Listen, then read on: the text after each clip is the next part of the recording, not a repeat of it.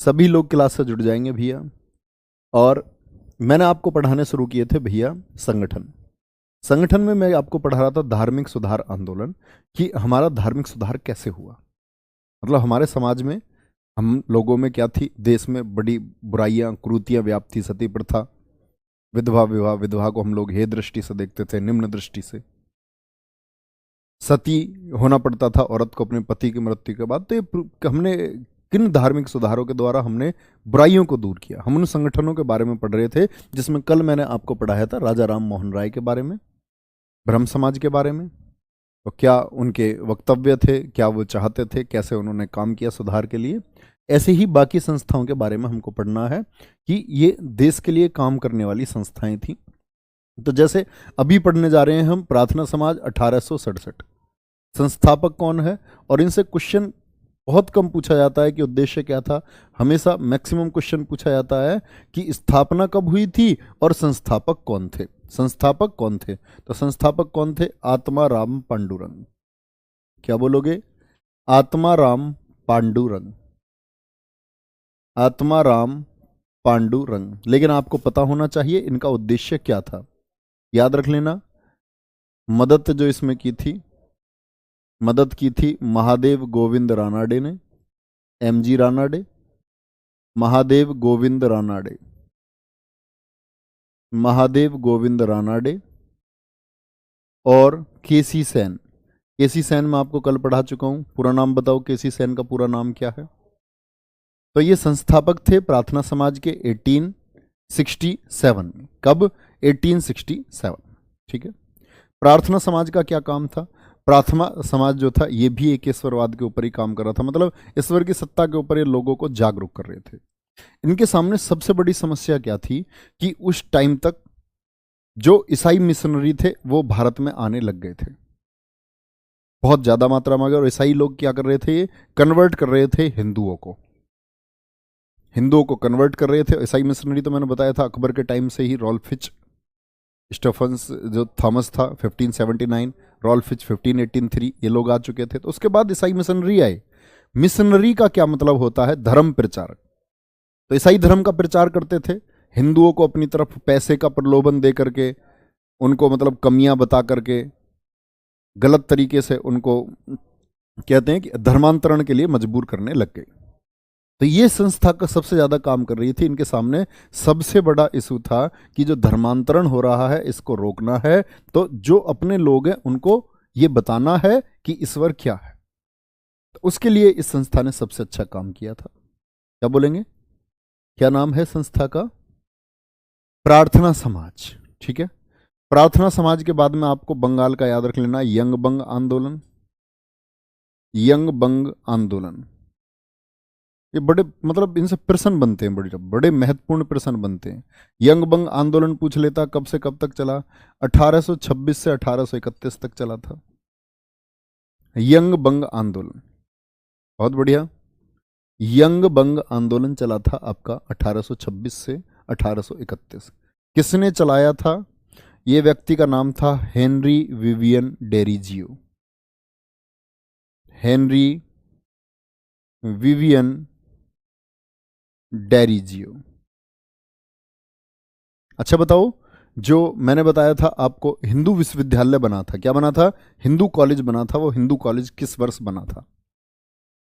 फटाफट से बताएंगे, हिंदू कॉलेज किस वर्ष बना था और किसने बनाया था।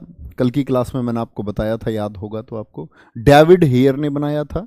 प्रयास किसके थे, राजा राम मोहन राय के। तो ये जो हेनरी डेविड डेरिजियो है, सॉरी हेनरी विवियन डेरिजियो, ये क्या था, ये हिंदू कॉलेज में प्रोफेसर था, हिंदू कॉलेज में प्रोफेसर। भाई साहब बहुत इंटेलिजेंट, बहुत इंटेलिजेंट, इतना इंटेलिजेंट कि ये जो प्रोफेसर बन गया था 17 वर्ष की आयु में बन गया था। और इसने कैसे समझो खलल पलल मचा दी थी बंगाल में। तो यंग बंग बंदालन कहा जाता है। इसने बोला था बंगाल में जितनी भी कुरीतियां हैं ये सब खत्म होनी चाहिए। एक लड़का 17 साल का प्रोफेसर बन करके ये डिसीजन लेता है, हेनरी विवियन डेरिजियो। ठीक है, इसने क्या चलाया? यंग बंग आंदोलन। तो कई बार पूछा जाता है यंग बंग आंदोलन कब चला? ये 1826 से 31 चला। और ये जो डेरिजियो है ना, अगर आप इसको देखोगे, ये कुल मतलब बहुत 1831 में इसकी मौत हो गई थी, अल्पायु में ही मर गया। 1809 से 31, 26 वर्ष में तो मौत हो गई थी इसकी। 26 वर्ष का तो ये मर गया था, 26 वर्ष में तो इसकी मौत हो गई थी। मतलब समझ रहे हो, मुझसे भी छोटा था, मेरी भी उम्र इससे ज्यादा है। इतनी उम्र में तो ये मर गया। और इसको याद किया जा रहा है किस बात के लिए? कि इसने यंग बंग आंदोलन चलाया। कहाँ? बंगाल में। बहुत बढ़िया, बहुत बढ़िया। डेविड हेयर, सब लोगों का आंसर एकदम ठीक आ रहा है। 1817 में यंग बंग आंदोलन कभी नहीं भूलना है। क्या था? जो क्रूतियां फैली हुई थी, तो याद रख लेना किसके लिए था? पुराने रीति रिवाज जो थे, पुराने गलत रीति रिवाज, अच्छे नहीं, पुराने गलत रीति रिवाजों के विरोध में, रीति रिवाजों के विरोध में, रीति रिवाजों के विरोध में चला था ये यंग बंग आंदोलन। भूलोगे तो नहीं, भूलने वाली चीज है नहीं जो भूल जाओ। चलो भी, फिर हम पढ़ते हैं ईश्वर चंद्र विद्यासागर के बारे में। ये बच्चे, इनके बारे में देखो, ऐसा नहीं है कि भाई स्पेशली आपको कहीं टॉपिक मिलेगा, किसी बुक में लिखा हुआ मिलेगा, लेकिन मैं इनको पढ़ाना जरूरी समझता हूँ आप लोगों को, कि आप लोगों को जानना चाहिए। इन लोगों के बारे में हम नाम सुनते हैं, कौन है, क्या काम किया था। बहुत बढ़िया। चलो भाई, यहां कोई दिक्कत? गुरुजी कैसे मर गया था? हत्या नहीं हुई है, हैजा से मौत हुई थी इसकी, विवियन डेरिजियो की। हैजा से मरा था भैया, हैजा से। छोड़ो, मरने पे बड़ा ध्यान देते हो, कौन कैसे मरा था है? ईश्वर चंद्र विद्यासागर कौन है? एक ब्राह्मण थे। ईश्वर चंद्र विद्यासागर खुद क्या है? एक ब्राह्मण थे, और ब्राह्मणों के खिलाफ ही लड़ेंगे। क्यों? देखो, दो तरह के ब्राह्मण होते हैं। ब्राह्मण का अर्थ क्या होता है? ब्राह्मण का अर्थ होता है जो ब्रह्म को जानता है, ज्ञानी है। तो एक तो वो है जो पूरी दुनिया को इस दृष्टि से देखे कि ये ज्ञान सबके लिए, और इस ज्ञान पर सबका हक है। एक ब्राह्मण ऐसा होता है जिसको घमंड हो जाता है अपने ऊपर, और वो ये समझ बैठता है कि शिक्षा पर सिर्फ उसका अधिकार है ना? तो दो तरह के ब्राह्मण। तो ये भी एक ब्राह्मण, ऐसे ही ब्राह्मण थे। ध्यान से देखना कैसे ब्राह्मण थे। तो ईश्वर चंद्र विद्यासागर ये थे, संस्कृत जो कॉलेज था बंगाल में, संस्कृत कॉलेज के अध्यापक थे,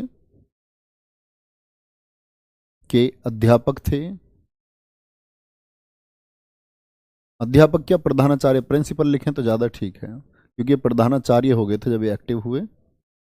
संस्कृत कॉलेज के प्रधानाचार्य थे कौन? ईश्वर चंद्र विद्यासागर। नाम इनका विद्यासागर नहीं है भैया, नाम इनका, मूल नाम विद्यासागर नहीं था। इनका तो मूल नाम था ईश्वर चंद्र बंदोपाध्याय। लेकिन इतना ज्ञान की उपाधि मिल गई विद्यासागर की। लोग बोलने लगे इनको क्या? विद्यासागर। और ये विद्यासागर की उपाधि कहां से मिली इनको? ये मिली थी इनको संस्कृत कॉलेज से। क्या मिली इनको? संस्कृत कॉलेज से ये उपाधि मिली थी। तो लिख लेना, संस्कृत कॉलेज से विद्यासागर की उपाधि मिली थी। विद्यासागर की उपाधि मिली। असली नाम क्या है? असली नाम कहीं किनारे पर नोट कर लेना, ईश्वर चंद्र बंदोपाध्याय थे। तो ईश्वर चंद्र बंदोपाध्याय थे। तो इन्होंने संघर्ष किया, ये लड़े किस बात के लिए? तो ये जो संस्कृत कॉलेज था, इस संस्कृत कॉलेज में ब्राह्मण समझते थे कि जो शिक्षा है उस पर हमारा एक अधिकार है। ये सोच तो भाई गलत है। मान के चलिए मैं भी ब्राह्मण हूं और मैं ये सोचने लग जाऊं कि भाई शिक्षा पर तो सिर्फ ब्राह्मणों के लिए है, तो ये क्या हो गया? मैं गलत हो गया। मैं क्या हो गया? वहां पर गलत हो गया। तो संस्कृत कॉलेज के प्रधानाचार्य थे, किस चीज के लिए लड़ते हैं? जब बात करते हैं संस्कृत शिक्षा पर, ब्राह्मण समझते थे अपना एकाधिकार। संस्कृत शिक्षा पर ब्राह्मण एकाधिकार जो था, मोनोपोली थी ब्राह्मण एकाधिकार के खिलाफ। ब्राह्मण एकाधिकार के खिलाफ। बहुत से लोगों को भैया इस दंभ के चलते हुए शिक्षा से वंचित रखा गया। आपने देखा होगा गुरुकुल जो होते थे, वहां गुरुकुलों में शुरुआत में क्या किया गया, बहुत सी जातियों को इन लोगों ने अपने आप ही निम्न मान करके पढ़ने का मौका ही नहीं दिया। जो जाति पढ़ नहीं पाई तो वो जाति फिर विकसित कैसे हो पाती, विकसित ना हो पाई तो आरक्षण देना पड़ा। कैसे गलत था, क्योंकि मौका नहीं दिया गया। बराबर का जो मौका सबको मिलना चाहिए था, जो संभाव होना चाहिए था, वो नहीं मिला। यहां देखेंगे ध्यान से। तो ईश्वर चंद्र विद्यासागर के बारे में बहुत इंपॉर्टेंट है। इन्हीं के प्रयासों से 1856 में क्या आया था, विधवा विवाह पुनर्, क्या बोलोगे, विधवा पुनर्विवाह अधिनियम। क्या बोलोगे, विधवा पुनर्विवाह अधिनियम आया। किसके टाइम पर आया था ये भैया बताना। ड्राफ्ट नहीं पूछ रहा हूं, दोनों चीजें बताना। ड्राफ्ट किसके टाइम पर बना था, मसौदा पूरा किसके टाइम पर तैयार हुआ, और इस समय कौन था आपका गवर्नर जनरल। सारे प्यारे दोस्त एक बार आंसर करेंगे तो मजा आएगा फिर कि हाँ भाई आप लोग जान चुके हैं इसको बहुत अच्छे से। तो इसके लिए लड़ाई किसने लड़ी थी, ईश्वर चंद्र विद्यासागर ने लड़ी थी। ठीक है, इन्हीं के प्रयासों के चलते हुए ये विधवा पुनर्विवाह, इन्होंने भैया बाल विवाह के लिए कार्य किए। कहते हैं कि बाल विवाह के लिए जो काम हुए, के लिए कार्य किए, बालिकाओं की शिक्षा के लिए कार्य किए। कई स्कूल इन्होंने स्थापित किए थे, छोटे स्कूल। बालिकाओं की शिक्षा के लिए, गर्ल्स एजुकेशन पर जोर दिया इन्होंने, शिक्षा के लिए कई स्कूल स्थापित किए, कई स्कूल स्थापित किए। चलो, क्या बोलोगे, यहां तक कोई दिक्कत। तो मैंने बोला कि जो बच्चों कम उम्र में शादी कर दी जाती थी उसके लिए इन्होंने कार्य किए। उसके बाद जो लड़कियों की एजुकेशन के लिए था उसके लिए इन्होंने स्कूल बसाए। तो बच्चे कहते हैं इन्हीं के प्रयासों की वजह से बाद में एक आया था नेटिव मैरिज एक्ट।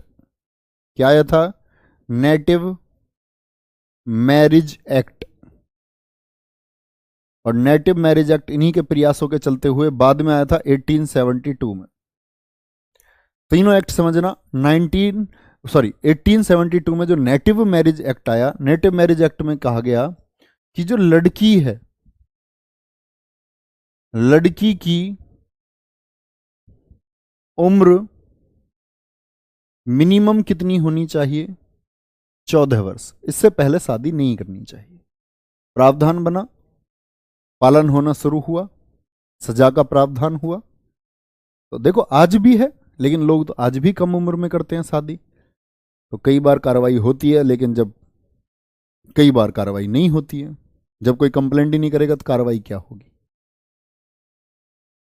हमारे यहाँ है एक पड़ोस में, हमारे गांव के बराबर में एक गांव है महे पे, वहाँ शर्मा जी हैं एक, पुलिस लेकर पहुंच जाते हैं जैसे उन्हें पता चलता है कोई खबर दे दो कि वे कम उम्र में लड़की की शादी कर रहे हैं, दहेज मांग रहे हैं, तुरंत पहुंच जाएंगे। लड़ते हैं, संघर्ष करते हैं, मां नाम की संस्था चलाते हैं। ठीक है, नेटिव मैरिज एक्ट, लड़की की उम्र मिनिमम कितनी होनी चाहिए, 14 वर्ष, नेटिव मैरिज एक्ट में कहा गया।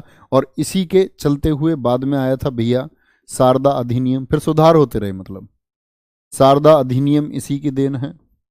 शारदा अधिनियम में क्या कहा गया, 14 और 18 उम्र सीमा। लड़कियों की जो उम्र सीमा थी वो 14, और जो लड़कों की उम्र सीमा मिनिमम 18 साल का होना चाहिए। ठीक है, 18 साल का मिनिमम उसको होना चाहिए। बाद में आया था आपका हिंदू विवाह अधिनियम, उसमें और सुधार किए गए। हिंदू विवाह अधिनियम ये कब आया, 1978 में आया था, समझ रहे हो। और शारदा अधिनियम है 1929 का, 1929। हरविलास शारदा थे, हरविलास शारदा जो थे उनके प्रयासों से हरविलास शारदा ने लड़ाई लड़ी थी कि भाई लड़कों की भी उम्र सीमा पक्की करो, लड़कियों की तो हो गई। हिंदू विवाह अधिनियम आया 1978 में, भारत सरकार द्वारा लाया गया। इसमें कर दी गई उम्र 18 और 21, यानी लड़कियों के लिए 18 और लड़कों की उम्र कम से कम 21 साल होनी चाहिए।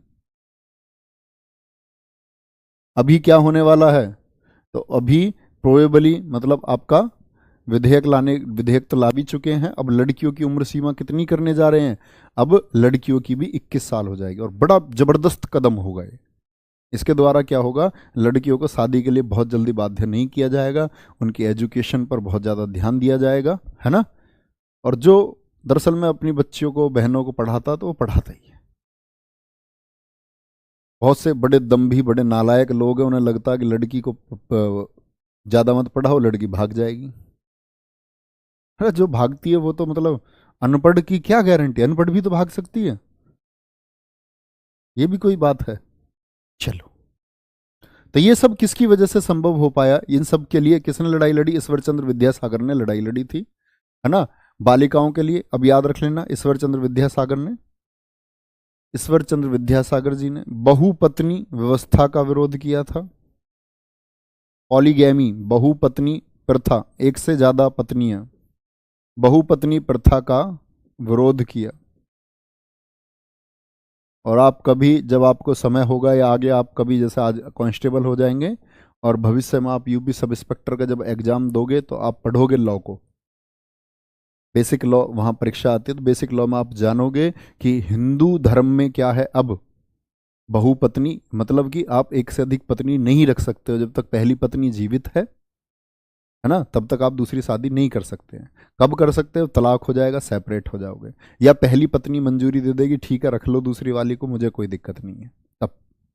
ओके, चलो आगे चलेंगे भैया।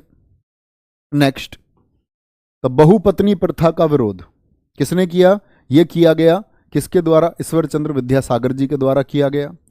एक अगला लिखेंगे नाम, ज्योतिबा फूले, लिखो क्या बोलोगे, ज्योतिराव, ज्योतिराव गोविंदराव फूले, गोविंदराव फूले, ज्योतिबा फूले के नाम से जानते हैं इनको हम, महात्मा फूले के नाम से भी इनको हम जानते हैं। तो ये दरअसल में माली जाति में पैदा हुए थे, और माली जाति में पैदा होने के बाद इन्होंने भी वही लड़ाई लड़ी जो ईश्वर चंद्र विद्यासागर ने लड़ी थी। क्या सर जी, मेरा आपसे एक सवाल है, सोते समय भी हमारे दिमाग में पढ़ाई की बातें चलती हैं, सही है या गलत। सपने में बच्चे सोते समय का तुम्हें क्या पता, और सपना तो हमारी जुड़ी हुई घटनाओं से ही आता है, तो आप अच्छा पढ़ते होंगे तो सपने आते होंगे पढ़ाई की, अच्छी बात है, गलत नहीं है। चलो भी, इन्होंने कौन सा संगठन स्थापित किया था, तो संगठन याद रख लेना, सत्य शोधक समाज, मोस्ट इंपोर्टेंट, बार बार पूछा जाएगा सत्य शोधक समाज की स्थापना कब हुई थी, कहां हुई थी। सत्य शोधक समाज महाराष्ट्र का संगठन है। सत्य शोधक समाज 1873, 1873, कहां, महाराष्ट्र में। सत्य शोधक समाज की जितनी भी लड़ाई थी वो थी किसके लिए, जो जातीय भेदभाव था, किसके लिए, जातीय भेदभाव के लिए, जातीय भेदभाव के खिलाफ संघर्ष किया, क्योंकि खुद इन्होंने चीजें फेस की, एक माली जाति से थे, तो फूले इसीलिए इन्होंने अपने नाम के आगे लगाया, फूलों का इनका व्यापार था। फिर बात आती है कि इनको ज्योतिराव गोविंदराव फूले को हम लोग महात्मा फूले के नाम से जानते हैं, किस नाम से, तो महात्मा फूले, यानी महात्मा इनकी उपाधि है, जैसे महात्मा गांधी जी की है, महात्मा, महात्मा की उपाधि महाराष्ट्र की ही एक स्थानीय सभा ने दी, स्थानीय सभा ने दी।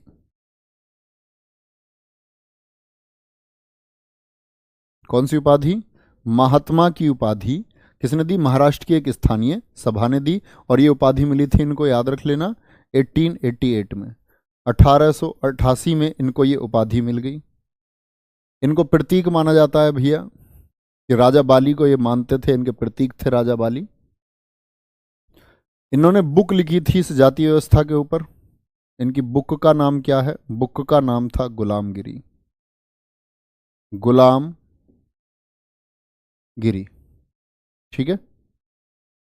और इनकी पत्नी का नाम भी जरूर याद रख लेना है आपको।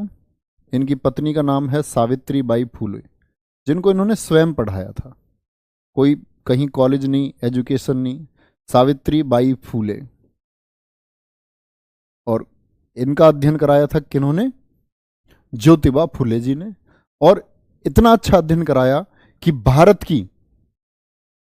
की क्या बोलोगे, भारत की पहली महिला अध्यापिका बनने का श्रेय है। भारत की पहली महिला अध्यापिका कौन बनी? पहली महिला अध्यापिका इनकी पत्नी बन गई। दोनों ने मिलकर संघर्ष किया था जातीय भेदभाव के लिए। किस पुस्तक, बहुत चर्चित है बच्चे, संस्था भी इनकी, इनकी पत्नी का नाम भी, इनकी बुक का नाम भी। कोई दिक्कत?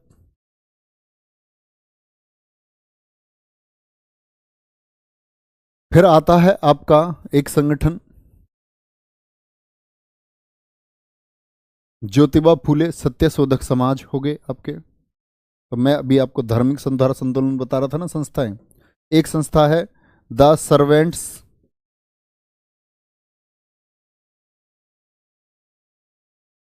Of India society.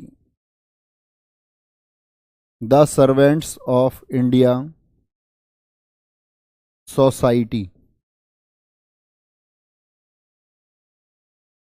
तो जो सर्वेंट्स ऑफ इंडिया सोसाइटी है, शायद इसका नाम आप में से अधिकतर बच्चों ने सुना होगा कि इसका गठन कब हुआ था। सर्वेंट्स ऑफ इंडिया सोसाइटी का गठन हुआ था 1905 में, 1905 में। और किसके द्वारा हुआ था? गोपाल कृष्ण गोखले, महात्मा गांधी के राजनीतिक गुरु। कौन है ये? महात्मा गांधी के राजनीतिक गुरु, लिख लेना, गोपाल कृष्ण गोखले। और किसकी मदद से? अपने गुरु, इनके गुरु थे। किसने किया? 1905 में गोपाल कृष्ण गोखले ने। किसकी मदद से?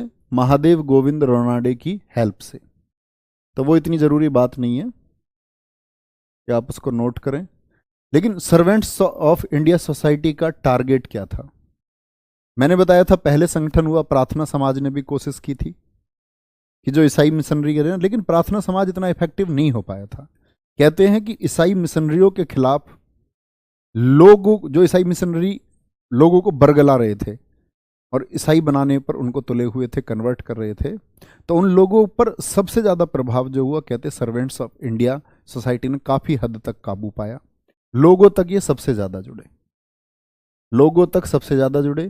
तो किसके खिलाफ थे ये लोग? ये भी थे आपके ईसाई मिशनरियों के खिलाफ।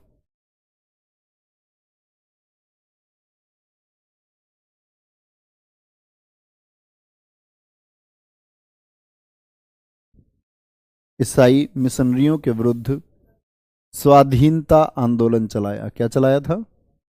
स्वाधीनता आंदोलन। याद भी रखोगे ये बात जो मैं बता रहा हूं एक्स्ट्रा, या सिर्फ नाम और वर्ष याद रखोगे? ऐसा मत करना, जानते रहना, है ना। क्या क्या संगठन, ये क्या काम करता था। बहुत बढ़िया। चलो आगे चले भैया, आगे चलें। यहां तक नोट कर चुके हो। ईसाई मिशनरियों के खिलाफ कौन सा संगठन कामयाब हुआ था? काफी हद तक the servants of India society हुआ था, ठीक है। गोपाल कृष्ण गोखले की एक विशेष बात है कि गांधी जी आएंगे ना जब 1915 में, तो गोपाल कृष्ण गोखले की मौत हो जाएगी। याद रख लेना, 1915 में गोखले जी की मौत के बाद में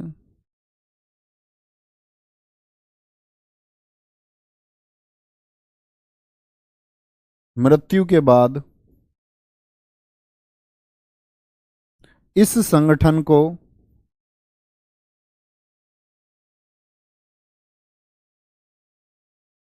श्रीनिवास शास्त्री ने चलाया था।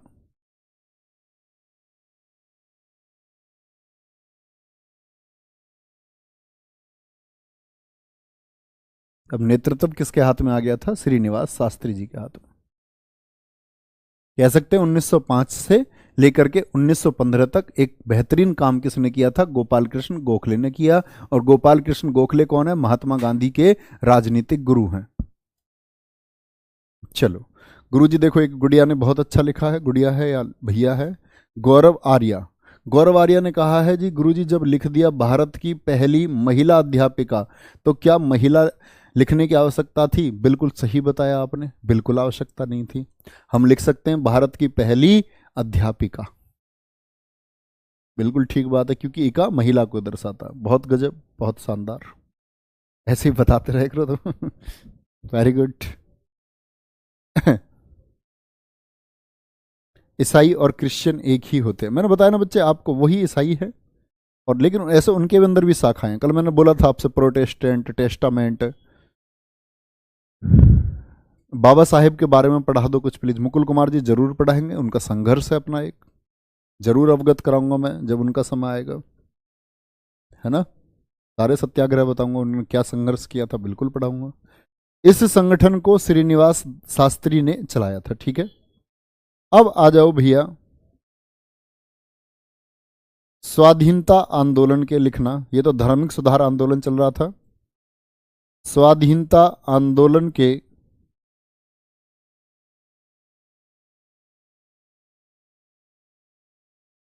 आरंभिक वर्ष,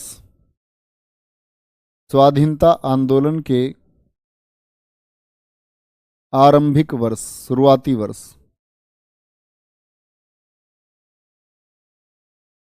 अभी तो चल रहा था धर्म को सुधारने के लिए आंदोलन, तो काफी हद तक आपने देखा विधवा विवाह पर रोक लगी, सती प्रथा पर रोक लगी, बाल विवाह पर भी रोक लगी, काफी स्तर तक, कंप्लीटली नहीं लेकिन परिवर्तन आया। तो कामयाब हुए, कहते हैं मुहिम को चलाते हैं किसी को तो कामयाबी तभी मिलती है, बैठे हुए सोचते हैं तब नहीं मिलती है, करना पड़ता है। तो स्वाधीन मतलब हम अपने खुद के अधीन स्वतंत्र होने के लिए आंदोलन जितने भी चले, वो उनकी शुरुआत कहां से हुई? तो यह इनकी शुरुआत हुई थी बंग भाषा प्रकाशक, शॉर्ट में लिखना बच्चे इन चीजों को, क्योंकि यहां से एक तो प्रश्न बहुत कम पूछा जाता है, लेकिन आपको जानना जरूरी है। बंग भाषा प्रकाशक संस्था 1936, क्या बोलोगे? सॉरी 19 बोलो, 1836। कहां चली बनी थी ये संस्था? बंगाल में। ये है बंगाल का पहला राजनीतिक संगठन। कोई आपसे पूछे बंगाल का पहला राजनीतिक संगठन कौन सा था, क्यों बना था, ये भी बताऊंगा। तो ये सब अंग्रेजी शासन के खिलाफ होंगे। स्वाधीन मतलब हम अधीन किसके थे? अंग्रेजों के। तो अंग्रेजों से जितने संगठनों ने लड़ाई लड़ी, अभी तक धार्मिक सुधार के लिए लड़ रहे थे, अब ये संगठन लड़ेंगे अंग्रेजों से उनकी नीतियों के खिलाफ, उनके अत्याचारों के खिलाफ। तो बंगाल का पहला राजनीतिक संगठन कौन सा हुआ? पूछा जा सकता है आपसे कभी भी, बंगाल का पहला राजनीतिक संगठन। तो ये कौन सा? आपका बंग भाषा प्रकाशक संस्था किस चीज के खिलाफ लड़ रही थी? जो एडमिनिस्ट्रेशन था अंग्रेजों का, प्रशासनिक व्यवस्था के खिलाफ, एडमिनिस्ट्रेशन के खिलाफ संगठन बना था। क्या काम किया था? सिर्फ बना था, कोई बहुत मजबूत काम इसने नहीं किया, कोई मजबूत काम इन्होंने नहीं किया। तो इसको बोलते हैं बंगाल का पहला मांग उठाने के लिए बना संगठन। लेकिन इसके साथ ही एक संगठन बना लैंड होल्डर्स सोसाइटी। क्या बोलोगे? Land holders society. बच्चे जो मैं बोलता हूं ना उसको अपने शब्दों में प्रिसाइज संक्षिप्त करके लिख लिया करो आप लोग। Land holders society 1837। ये कौन है? ये संगठन क्यों बनता है? बंगाल में ही बना ये भी, लेकिन ये भारत का पहला राजनीतिक संगठन है। ये क्या है? ये भारत का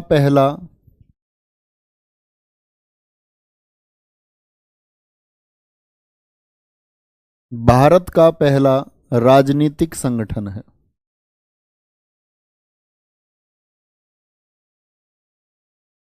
क्यों बना था? जमींदारों के हितों की रक्षा के लिए। अंग्रेजी जो अंग्रेज थे ना, वो जमींदारों पर आपने देखा था जो एक्ट लेकर के आए, कई एक्ट, जैसे मान के चलो कार्नवालिस का ही आप मान लो, स्थायी बंदोबस्त 1793। तो उसमें क्या किया गया? जमींदारों के हितों को, जमींदारों को कितना कर दिया था? 10%। कितना कर दिया था? उसमें जो टैक्स था 10% तो इनका हो गया, और कंपनी को कितना जाता था? 90%। तो जमींदारों के हितों की रक्षा के लिए बना था। और उस समय के सबसे बड़े जमींदार जो थे बंगाल के, उस समय के सबसे बड़े जमींदार कौन थे? संस्थापक कौन है? रविंद्रनाथ टैगोर जी का नाम सुना है? उनके दादा द्वारिका नाथ टैगोर। हल्के फुल्के आदमी नहीं है बेटा ये। द्वारिका नाथ टैगोर जमींदार थे बंगाल के, बड़े जमींदार, सबसे बड़े जमींदार थे। तो इनके द्वारा बनाया गया, द्वारिका नाथ टैगोर के द्वारा। बहुत बड़ा घराना था ये, हिंदुस्तान के बड़े घरानों में नाम था इनका। इंदिरा गांधी जैसी देश के प्रधानमंत्री इनके घर में पली बढ़ी है। तो पूरे देश में ये एक समय माहौल था कि जो बड़े बड़े घराने थे ना, उनके बच्चे वो सोचते थे कि शिक्षा अगर कहीं स्कूल और कॉलेज में नहीं मिलेगी, शिक्षा मिलेगी इनके घर में। इतना आदर्शवादी परिवार इनका था, इतना ज्ञानी परिवार इनका था, है ना। लैंड होल्डर सोसाइटी 1837, जमींदारों के हितों की रक्षा के लिए। संस्थापक हैं द्वारिका नाथ टैगोर। कौन? द्वारिका नाथ टैगोर। किसके लिए बना? जमींदारों के हितों की रक्षा के लिए बना। कब बना? ये बना था 1837 में। और कहाँ बना था? कलकत्ता में। बंगाल के संगठन है भैया, क्योंकि अंग्रेजी अत्याचार सबसे ज्यादा कहाँ हुआ? बंगाल में। सबसे शुरुआती अंग्रेजों की कहाँ से है? क्योंकि उनका कामयाब कहाँ हुए थे? वो प्लासी, बक्सर, वो वाला क्षेत्र उन्होंने, मैंने बताया था ना, 1757 1764 में उन्होंने अपने अधीन किया था। चलो भाई, तो लैंड होल्डर सोसाइटी किसने बनाया? क्या काम था? 1837 में बना। ठीक है। बंगाल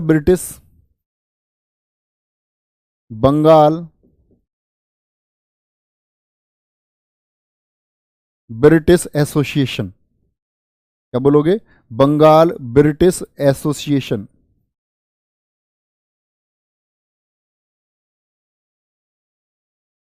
1843। इसके तो एक अंग्रेज ही अध्यक्ष थे, थॉमसन। कौन थे? थॉमसन इसका अध्यक्ष था। लेकिन इसमें एक चाल थी। ये लोगों को मतलब कैसे इंप्रेस करना चाह रहे थे? ये इंप्रेस करना चाह रहे थे कि भाई जमींदार अपने हितों की रक्षा के लिए लड़ रहे हैं, तो बाकी वर्गों का प्रतिनिधित्व क्यों नहीं कर रहे हैं? बाकी लोग भी तो हैं, बाकी छोटे किसान भी तो हैं। तो इन्होंने संगठन को बनाया कि जमींदारों के खिलाफ जो अन्य वर्ग थे उनके हितों की सुरक्षा के लिए। भाई ऐसे छोटे छोटे भी तो थे जिनको जमींदारों से दिक्कत थी, तो ये संगठन उनके लिए काम करने लग गया। Thomson British, Bengal British association, तो याद रख लेना, जमींदारों के खिलाफ लोगों के हितों की रक्षा के लिए।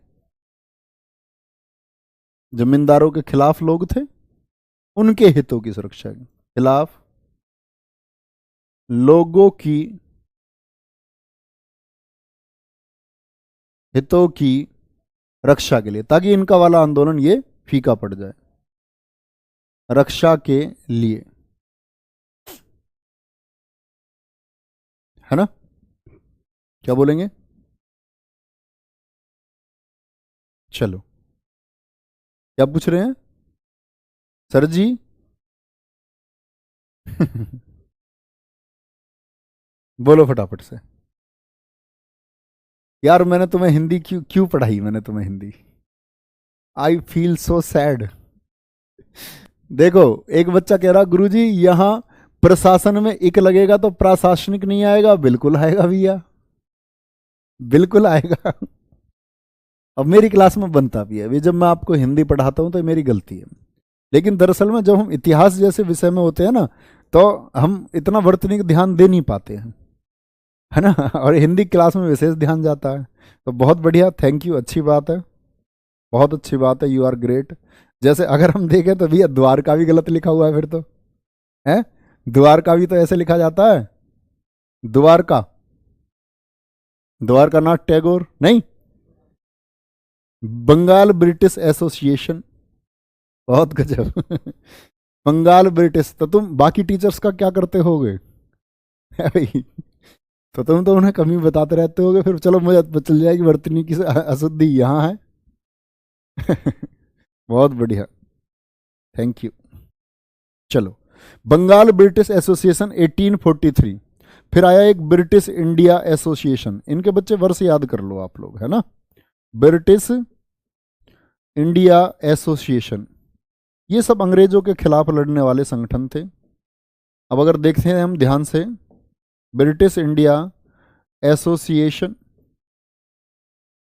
इतना ध्यान मत दो, है ना, इतना ध्यान दोगे तो फिर तो चल रही बात। तो ये क्या बोलोगे, 1851 का संगठन है, और इसी संगठन को हम जानते हैं भारत वर्षीय सभा के नाम से, भारतवर्षीय सभा के नाम से जानते हैं, लिख लेना, भारतवर्षीय सभा के नाम से जाना जाता है। और इसके जो संस्थापक थे वो थे दादा भाई नेहरू। कौन है फाउंडर, संस्थापक हैं दादा भाई नेहरू। दादा भाई नेहरू पारसी समुदाय से संबंध रखते थे, बड़ा प्रभाव रहा था इनका कांग्रेस में। गांधी जी के आने से पहले कांग्रेस में सबसे प्रभावशाली व्यक्ति कौन थे, दादा भाई नेहरू, है ना। कांग्रेस का भी तो गठन होगा 1885 में। तो आप देखोगे ये जो संगठन चल रहे हैं 1885 तक, ये सब चलते रहेंगे किसके लिए, ये एक वर्ग विशेष के हित के लिए, जमींदारी वर्ग के लिए, छात्र वर्ग के लिए। लेकिन 1885 में क्या आ जाएंगे आपके, 1885 में क्या आ जाएंगे, अखिल भारतीय, पूरे भारत के लिए सोचने वाले, स्वाधीनता के लिए सोचने वाले, कंप्लीटली 1885 में, जिसमें पहला संगठन कांग्रेस ही होगा। तो संस्थापक दादा भाई नेहरू, संस्थापक कौन है, दादा भाई नेहरू। 1851 में इसको भारतवर्षीय, ये लोग ब्रिटिश शासन की आलोचना करते थे। जैसे ब्रिटिश इंडिया एसोसिएशन के दौरान एक पत्र निकलता था, हिंदू पैट्रियट, क्या बोलोगे, हिंदू पैट्रियट, पैट्रियट शब्द अंग्रेजी का शब्द है, इसका अर्थ होता है देशभक्त। क्या अर्थ होता है, देशभक्त, जिसका अर्थ होता है। बहुत बढ़िया, देखेंगे ध्यान से क्या लिख रहे हैं। नहीं बच्चे, रोहित पटेल जी नहीं, गलत लिख रहे हैं आप। हिंदू पैट्राइट, तो हिंदू पैट्राइट ये एक अखबार था, और ये अखबार किसका था, हरीश चंद्र मुखर्जी का, बड़ा इंपॉर्टेंट अखबार है, हरीश चंद्र मुखर्जी, इनके द्वारा इस पत्र को लाया गया, और इसमें ब्रिटिश सरकार की आलोचना की जाती थी। ब्रिटिश सरकार की आलोचना, ब्रिटिश सरकार की कमियां इसमें लिखी गई। जैसे 1860 में मैंने बताया था आयकर अधिनियम आया था आपका कैनिंग के टाइम पर। जैसे मैंने आपको बताया था बंगाल में अकाल पड़ा था आपका, तो अकाल बना तो अकाल आयोग भी बना। तो बहुत सारे मतलब ऐसे जो बंगाल में कुछ भी होता रहा, जैसे अकाल तो बाद में आया, लेकिन 1860 में क्या था, 1860 में जो इनकम टैक्स की बुराइयां की गई, इन्होंने अंग्रेजी शासन की बुराइयां की, तो ये उस समय का क्रांतिकारी आपका पत्र हुआ करता था, हिंदू पैट्राइट।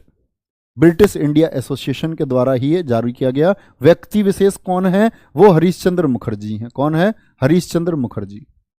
ऐसा ही एक संगठन बनता है आपका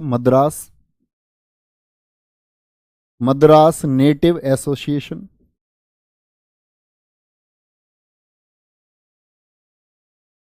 मद्रास नेटिव एसोसिएशन ये कब बना जाती, आपका 1853 में, 1853 में, 1853 और 1852। इसे देखना बच्चे, एक बार आप लोग सर्च करो इसे, मुझे इसमें थोड़ा सा कंफ्यूजन हो गया है। मद्रास नेटिव एसोसिएशन 1852 या 1853, देखना रजनी से एक बार। 1853 या 1852 कोई एक है शायद, या तो 2 है या 3 है, 2 मैक्सिमम, शायद 2 ही है। देखो एक बार सर्च करो, मद्रास नेटिव एसोसिएशन, ये किसके द्वारा चलाया गया, गुजुल लक्ष्मी के द्वारा। क्या बोलोगे, गुजुल लक्ष्मी द्वारा चलाया गया संगठन है। इसके द्वारा गुजुल लक्ष्मी द्वारा चलाया गया संगठन है। और यह संगठन कहाँ था? मद्रास, यानी चेन्नई में चलाया गया संगठन था। ऐसा ही एक संगठन चला, तो ये मद्रास के लोगों के लिए, हितों के लिए, मद्रास के जमींदारों को, जमींदारी हित के लिए बहुत थे। ऐसा ही चला 1866 का ईस्ट इंडिया एसोसिएशन। बच्चा ऐसे चेक करना जरूर, मुझे बताना इसके बारे में थोड़ा। East India association, east India association संगठन बनता है दादा भाई नेरोजी के द्वारा। ये इतने प्रमुख संगठन नहीं है, लेकिन आप इनको नोट जरूर कर लें। दादा भाई नौरोजी के द्वारा बनाया गया 1866। जैसे 1870 में पूना में भी एक संगठन बना था, पूना सार्वजनिक सभा। मतलब इसके लिए इन्होंने 1867 के करीब से जब प्रार्थना समाज बना था ना, तब से इसकी जमीन होनी तैयार शुरू हुई थी, लेकिन 1870 में कंप्लीट भी बनवाई था आपका पूना सार्वजनिक सभा। 1852 या 53, क्या है भाई? 52। बहुत बढ़िया, वेरी गुड। 1870 देखो एक एडवांस बन के आया, कह रहा लक्ष्मी गलत है। ठीक है, कोई दिक्कत नहीं है। क्या बोलेंगे इसमें? पूना सार्वजनिक सभा 1870 में बनी। किसने बनाई थी भैया? ये थी आपके MG रानाडे, महादेव गोविंद रानाडे, है ना। और महादेव गोविंद रानाडे को ही हम बोलते हैं महाराष्ट्र का सुकरात, क्योंकि पूना क्या है? महाराष्ट्र में। तो वहां धार्मिक सुधार और वहां के लोगों के हितों की रक्षा के लिए आर्टिकल सबसे ज्यादा लिखे थे महादेव गोविंद रानाडे ने। काम भी किया था, इसीलिए इनको बोलते हैं महाराष्ट्र का सुकरात, MH का सुकरात। महाराष्ट्र का सुकरात किसको कहा जाता है? महादेव गोविंद रानाडे को कहा जाता है। तो पूना सार्वजनिक सभा बहुत महत्वपूर्ण संगठन है। कहां का? महाराष्ट्र का एक संगठन है। बहुत बढ़िया। बेटा मनदीप कुमार, तुम्हें कब बदलाव आएगा? सर जी मुझे ब्लॉक कर रखा है, क्या प्लीज बता दो। बेटा पूरी क्लास में ऐसा प्रश्न 15-20 बच्चे पूछते हैं, सोचो मैं सबके जवाब देने लग जाऊं क्या? गलत बात है ना, सोचो खुद ही। ऐसा क्यों लिखते हो? लोकेंद्र, शिवांगी यादव जी कह रही है 1852 है, प्रदीप जायसवाल जी कह रहे हैं 1852। ठीक है, तो फिर 1852 इसको सब कर लेना, 53 वाले भी इसको एडिट करके क्या कर लेना? 52 कर लेना। बहुत बढ़िया, चलो कोई दिक्कत? मद्रास नेटिव एसोसिएशन की बात हम कर रहे थे भैया। और महाराष्ट्र का सुकरात किसको कहा जाता है? अच्छा, एक उपनाम और आता है, दयानंद सरस्वती जी को किस नाम से जाना जाता है? बताओ, दयानंद सरस्वती जी को किस नाम से जाना चाहता है?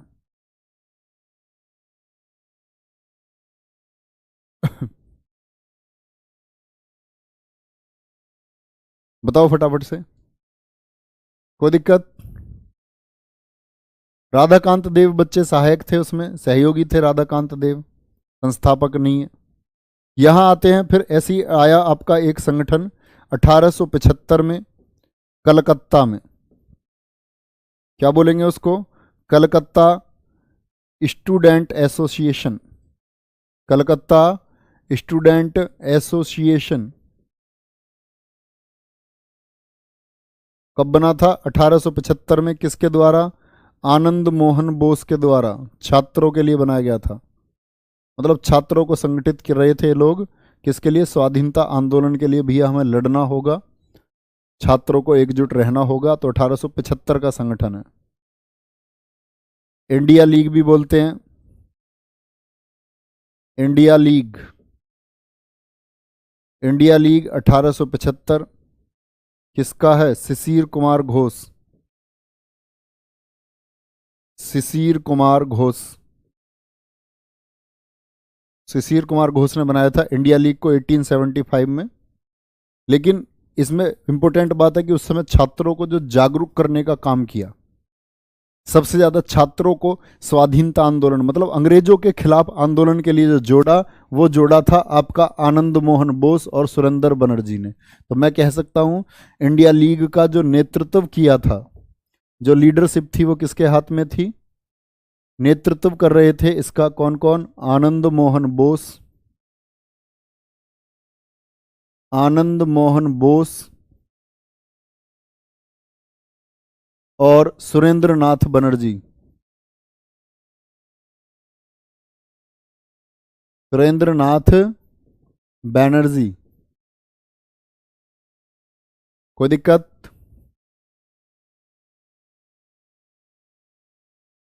मूल शंकर तो बच्चे उपनाम है उनका, मूल शंकर तो उपनाम है। मूल शंकर के नाम से थोड़ी जानेंगे, मूल शंकर तो उनका उपनाम था। चलो, कोई दिक्कत? आगे आएंगे। इंडियन लीग, हाँ वर्तनी का ध्यान से हिंदी क्लास में दिया करो तुम। चलो, भारत के मार्टिन लूथर कहा जाता है, बहुत अच्छा लिखा है चंद्रशेखर जी ने, एकदम ठीक उत्तर दिया है। हाँ मनदीप कुमार जी, बिल्कुल। कमेंट बेटा मैं सबके नहीं पढ़ सकता हूँ, ऐसे मत लिखा करो ना जी मैं बिलोंग हूँ नहीं बिलोंग हूँ। किसी ने पता लोग क्या कहते हैं, सुनना मेरी एक छोटी सी बात को, बहुत जरूरी है, टॉपिक के बीच में ही बताता हूँ, 30 सेकंड की बात है। लोगों का क्या कहना है? लोगों का कहना है कि यूपी कांस्टेबल की जो तैयारी कर रहा है ना ये बच्चा, ये कम उम्र का कम समझदार बच्चा है, ये राय है। लेकिन मेरा मानना पता है क्या है? मेरा मानना यह है कि एज के साथ में बदलाव आता है, ये स्वाभाविक बात है, वास्तविक बात भी है कि आप आज 18 की उम्र में जो हैं, आप 25 की उम्र में ये नहीं रहेंगे, है ना। परिपक्वता आएगी आपके अंदर, आप बेटर हो जाओगे, इससे ज़्यादा समझने की शक्ति आपकी बढ़ जाएगी, तो ये इंसान की बढ़ती रहती है। लेकिन मुझे अब भी ये लगता है कि 18 साल में भी आप इतने ना समझ नहीं हो कि आप किसी की जो बात आपको समझाना चाह रहा है, दिल से अगर कोई समझाना चाह रहा है, आप उस बात को ना समझ सको। तो आपके कमेंट्स से देखा होगा तुमने, कई टीचर्स परेशान हो जाते हैं, वो आपकी गलती मानता हूं मैं उसको, कभी आपको ये नहीं करना चाहिए। मेरा मानना, मैं ये कहता हूं कि आप इतने छोटे भी नहीं हो, इतनी उम्र तुम्हारी है कि तुम समझ सकते हो कि हमें, आप छात्र तो कम से कम हो, अनपढ़ थोड़ी हो, 18 के हो और छात्र हो, 12th तो एटलीस्ट करी है ना, नकल से करी है, ज़्यादा मेहनत करके करी है, एवरेज छात्र रहते हुए करी है, किसी भी तरह से करिए। लेकिन कहते हैं ना नैतिक शिक्षा, वो किसी स्कूल से नहीं आती, वो स्कूलिंग से नहीं आती, वो उम्र से नहीं आती। वो कभी कभी आप देखते हो छोटा सा बच्चा बहुत सभ्य हो जाता है, 5 साल का बच्चा सभ्य पाया जाता है, देखा है नहीं देखा है? और कभी कभी आप देखोगे 30 साल का भी है, शराब पी के गली में गालियां देता है। तो उम्र का कोई फैक्टर नहीं। एक छोटा सा बच्चा, 10 साल का बच्चा ये जानता है कि ये बदतमीजी है, ये गलत है। तो मैं ये सिखाता हूँ कि आप हमेशा अपनी मर्यादा तय करो, हमेशा। और बहुत अच्छा है वो आप लोगों के लिए, ऐसा नहीं है इस क्लास के लिए, पेड क्लासेस के लिए, वो आपके जीवन के लिए बहुत अच्छा है ना। Indian league 1875, Shishir Kumar Ghosh. अब इसके बाद के संगठनों पर आ जाओ, अब आ जाओ आर्य समाज। आर्य समाज, आर्य समाज क्योंकि इसी समय का संगठन है।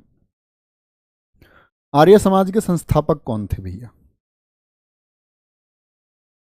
आर्य समाज के संस्थापक कौन थे, क्या बोलोगे?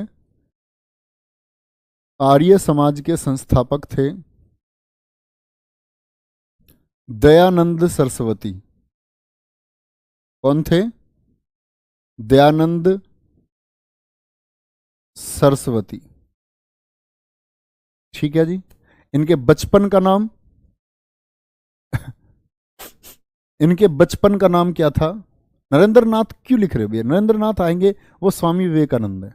इनके बचपन का नाम था, बचपन का नाम क्या है? बचपन का नाम है इनके का मूल शंकर, मूल शंकर। और संस्थापक हैं आर्य समाज के। आर्य समाज कब फाउंड हुआ था? 1875 में। 1875 में इन्होंने आर्य समाज की स्थापना की थी। कहां? बंबई।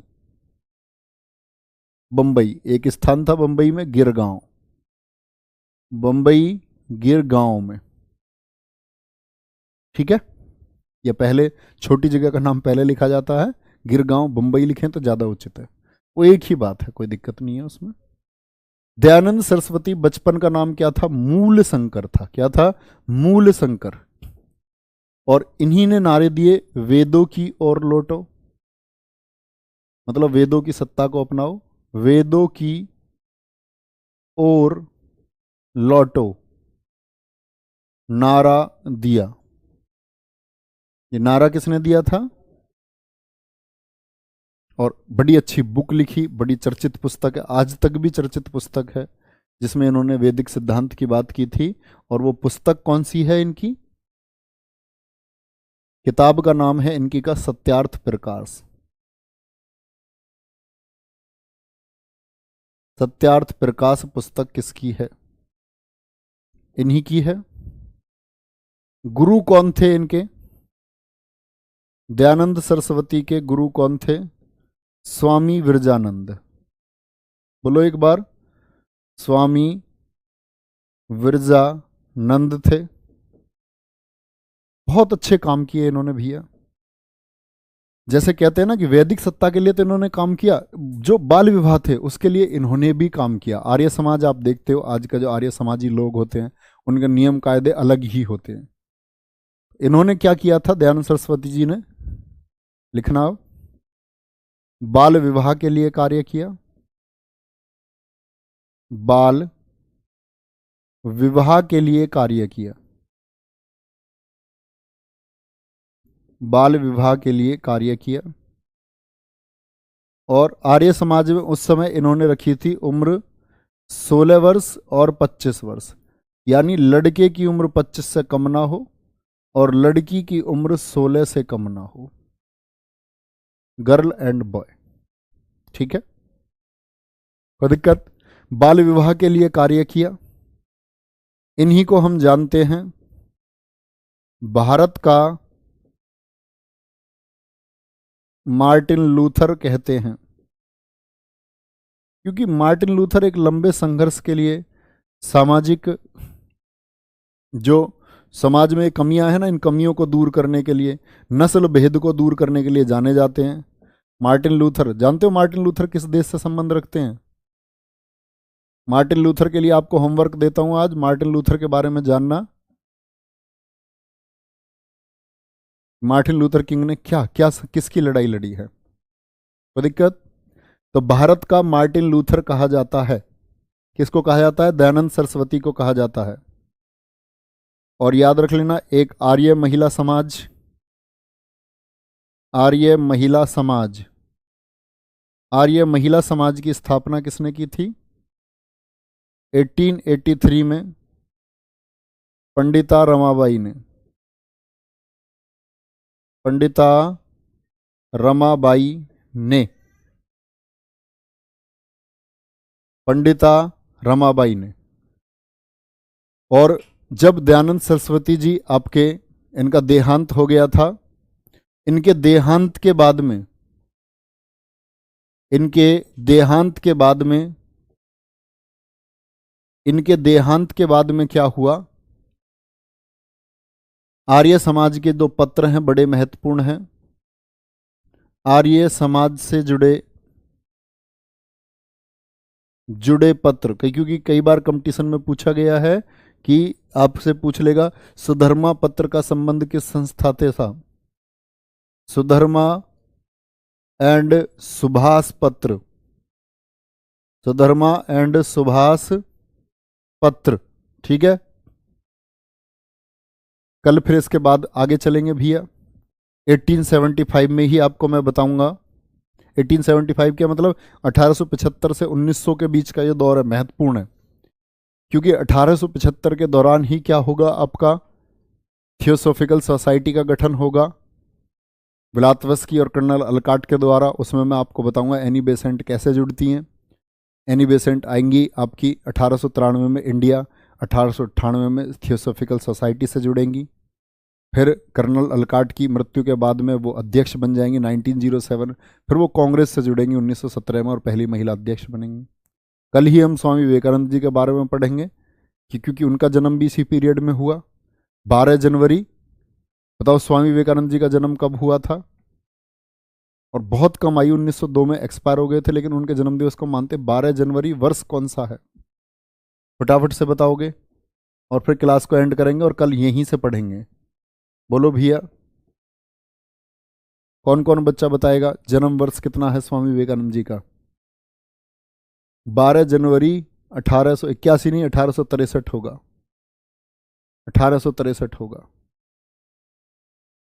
ठीक है, बहुत बढ़िया। सर जी आपके सेल्फ नोट्स हैं? हाँ सेल्फ नोट्स ही हैं मेरे। चलो सर जी, इसमें से क्वेश्चन आते हैं क्या? बड़ा इतनी बार क्वेश्चन पूछा जाता है, इसका कोई हिसाब नहीं, पागल हो जाओगे। आसान प्रश्न है सब।